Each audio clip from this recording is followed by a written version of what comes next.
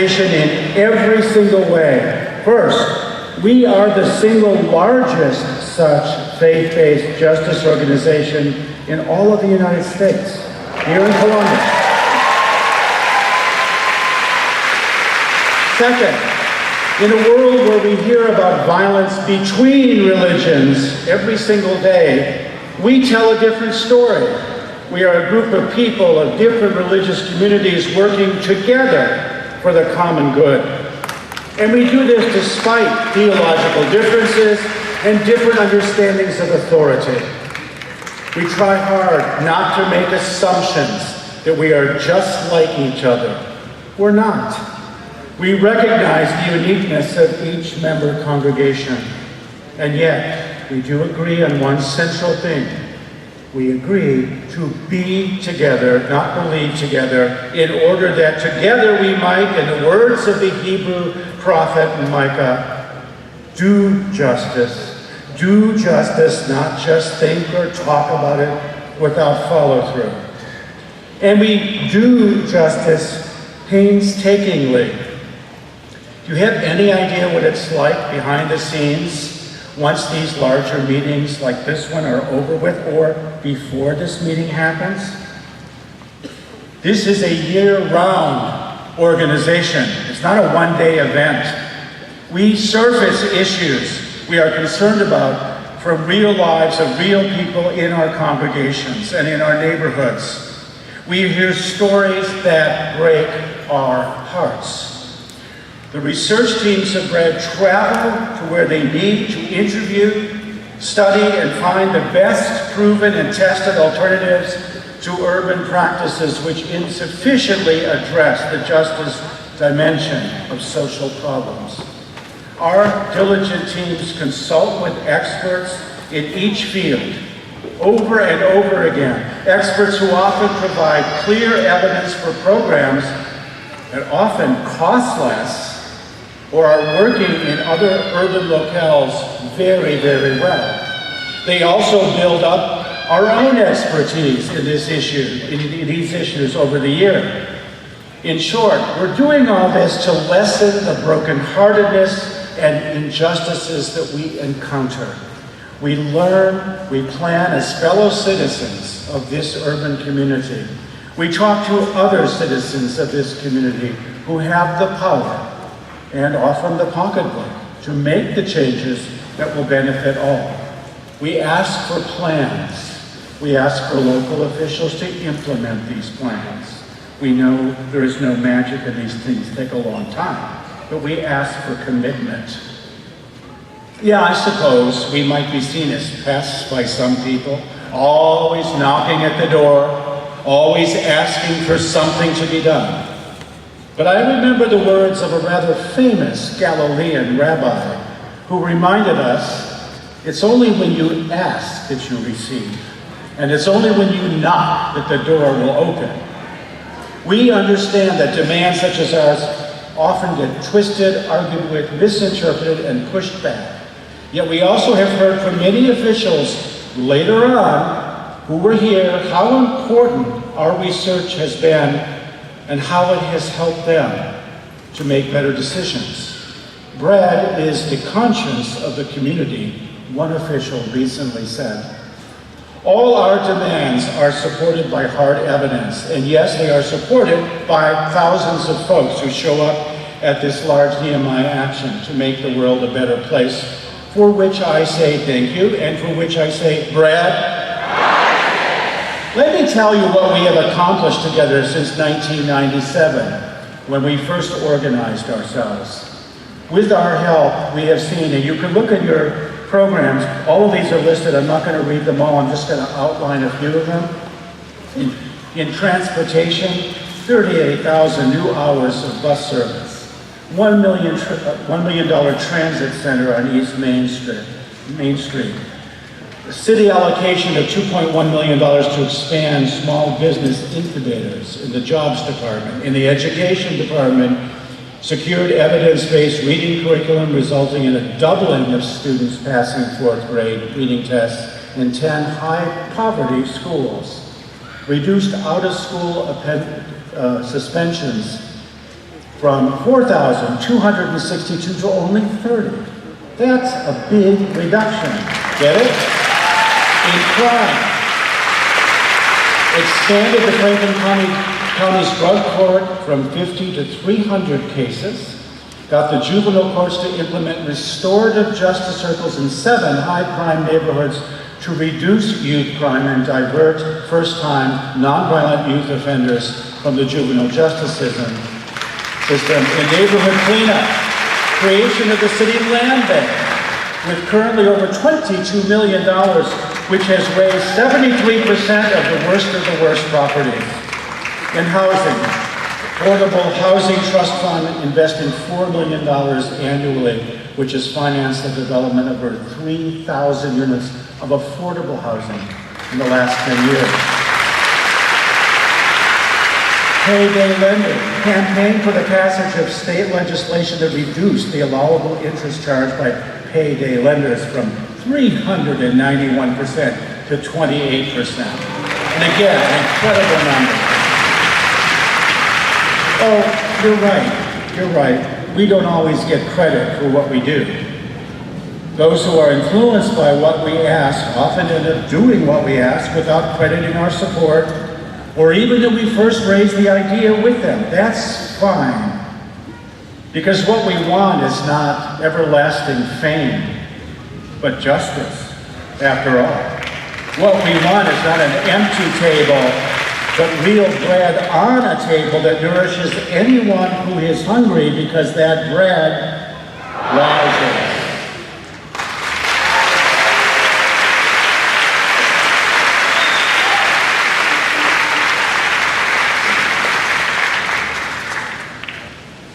Going to speak in Spanish for 1 second. Voy a hablar en español por un momento. Si tiene algo para traducir a la presentación de esta noche a español, hay problema con la cosa que da la traducción, y es importante que ustedes vayan muy próximo a la mesa en frente para resolver este problema. Muchas gracias. The statistics on mental illness have pulled back the curtain on a crisis. 1 in 4 of all of you are going to experience a mental illness in your lifetime. But less than half of you would get treatment. Yet the research is clear. People with mental illness can recover and can contribute to the community. Did you know that 1/3 of the homeless and 1/3 of the people in jail have a mental illness? Traditional treatment is a biological model, using primarily medication and case management. But without a supportive, therapeutic community, they have no way to rebuild their lives. In Franklin County, 1,000 people, actually, I'm going to say that again, more than 1,000 people a month seek inpatient psychiatric hospitalization because they are in a mental health crisis. At this time, I invite Mr. Terry Russell, the director of NAMI Ohio, the National Association for Mental Illness, to speak. Thank you. I'm very humbled to be here today, but I think my words will talk about divine intervention. I am the director of the National Alliance on Mental Illness of Ohio, the state's voice for families and consumers who need care. I often tell the story of how I become involved in mental illness to groups, and I think it's important tonight because it is no doubt there was divine intervention. Right down the street, Everett or not Everett, Indianola Junior High School was right across here, and I went to Indianola, and I'd take the bus. And when I was 13 years old, I got off the bus at my house. My brother was taken by a paddy wagon to the old state hospital on the west side. The kids were, you can't believe how terrible they were to me on the bus. The jokes about my brother being hauled away. I went into my house, and my mother was in the back bedroom, and you know what she said? She said, "What are the neighbors going to think? What are the people at the church going to think?" Stigma. My father wasn't around. He works 18 hours a day, 7 days a week to make a lot of money, but he was really only working to get out of the house that the mental illness of my brother held hostage. It was that experience. I am confident that experience is why I'm here tonight. To say that we have to have justice for those with mental illness. My brother died early, not from his mental illness, but from loneliness, because he was so alone. 2 years ago, we went to State House and we said, you can't get better unless you have a roof over your head, food in your belly, and someone who knows your name.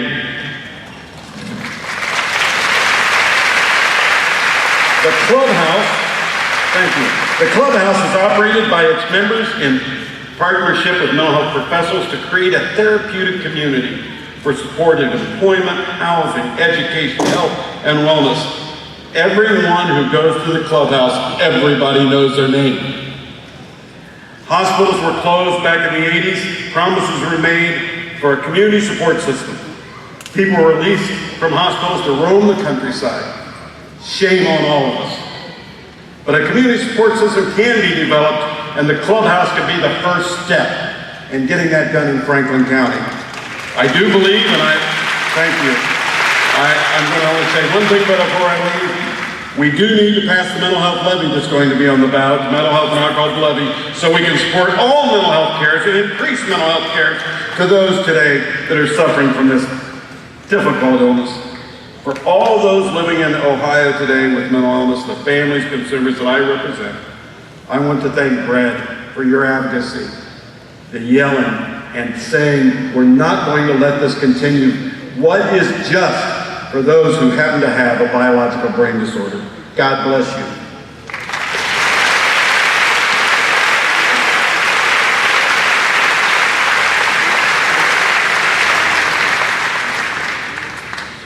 Well, we have identified 2 proven research solutions that address the need for more care in our community. The first is assertive community treatment teams, or ACT teams.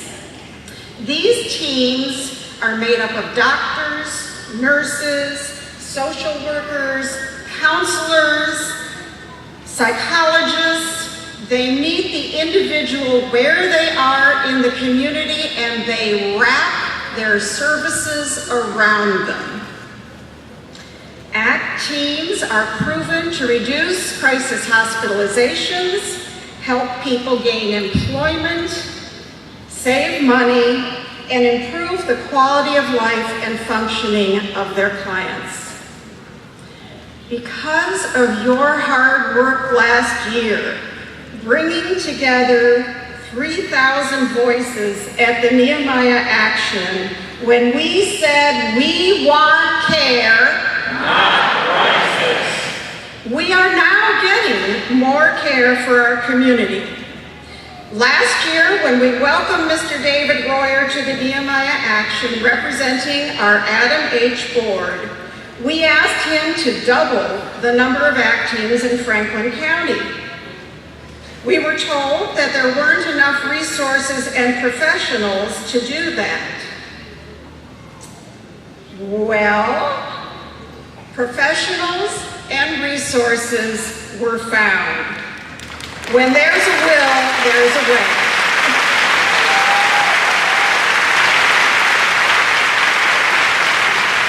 One year ago, there were 4 ACT teams, and today, there are 6.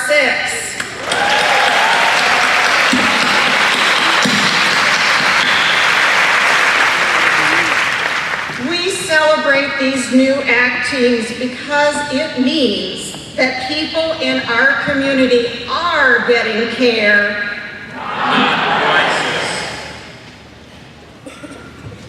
We have been pushing to establish an evidence-based clubhouse in Franklin County, modeled after the Magnolia Clubhouse in Cleveland and the Fountain House in New York City. A clubhouse is a psychiatric rehabilitation model that provides a community of support for people living with mental illness. We held a mental health summit this spring that informed and inspired the community, and it reaffirmed what we already knew. Research shows that medication is necessary, but not sufficient for recovery. The mental health system in Columbus is focused on a biological model. That is, the system relies mostly on providing medications and managing care. The missing piece is a structured, supportive community that helps recovery happen.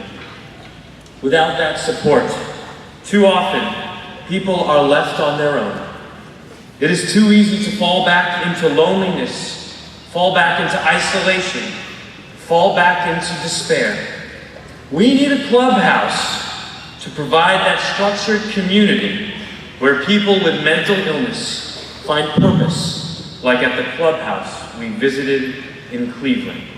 I'd now like to invite up Brenda Miner to share her testimony.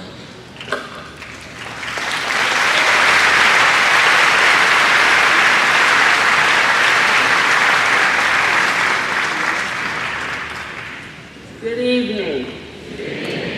I as well am very humble and grateful to give my testimony of being invited by the BREAD organization to participate. I would like to share with you that on June the 3rd of 2015 will be the second year anniversary of the passing of my sister, who suffered from the mental illness of depression for 14 years. When we, as her family, became aware of this, we started seeking professional help for her. She was committed to a facility in Columbus where she was released after 10 days. 2 weeks later, she committed suicide.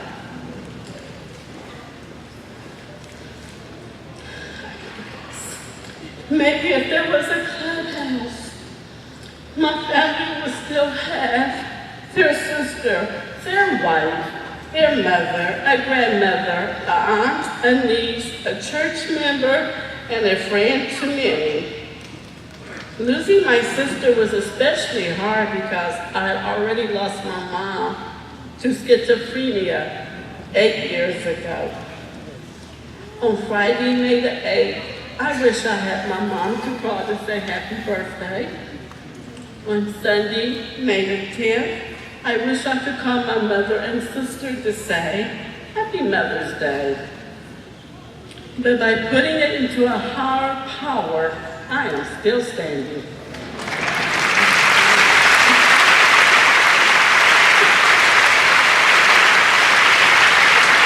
But through it all, just like bread, I will continue to rise. Thank you, Bread, for all you do.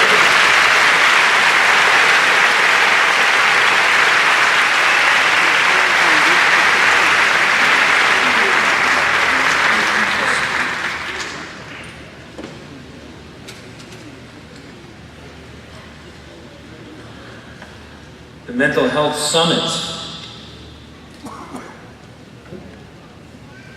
We heard stories. Brenda, thank you. Thank you so much for sharing your story. The Mental Health Summit. We heard a story from Roel, a clubhouse member in Cleveland. Last summer, he sat in a park with a gun in his hand. He was battling depression, but he did not pull the trigger that day.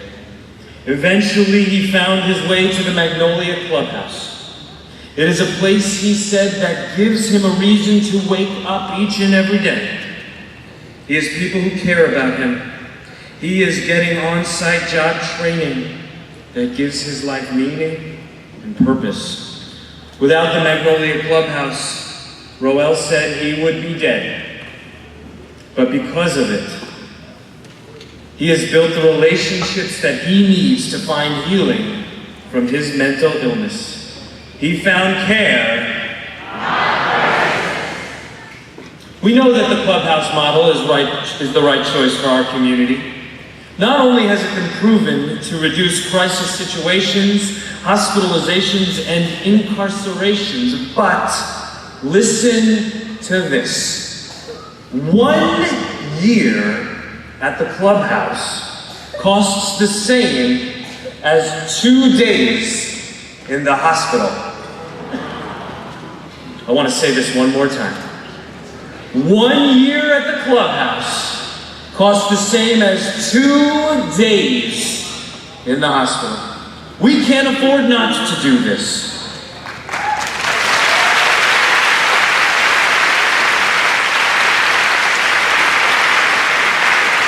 There are clubhouses in 36 states. Pennsylvania has 22 clubhouses. Oh, and by the way, that state up north, it has 19 clubhouses.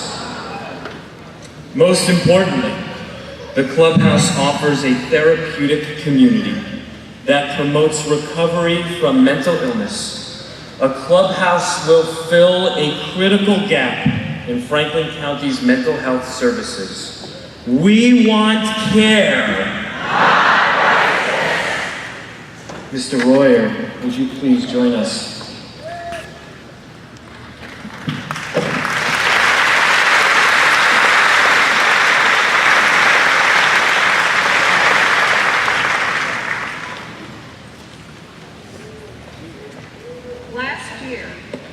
Last year, Mr. Royer, we asked you to double the number of ACT teams. You committed to adding 1, but since then, 2 new ACT teams have been created.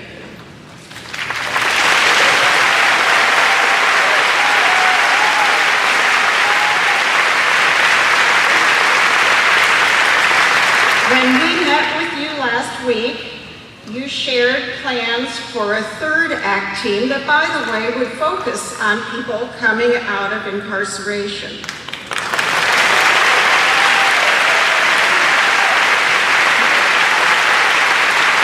told us that you were seeking federal funding through a grant, but you shared with us that even if that doesn't come through, that the Adam H. Board would move forward with plans to establish this ACT team.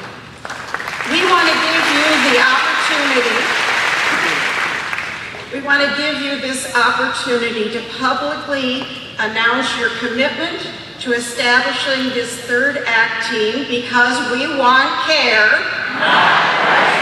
So with that in mind, will you add 1 new ACT team within the next 6 months, Mr. Royer? We're already planning, yes. That's a yes.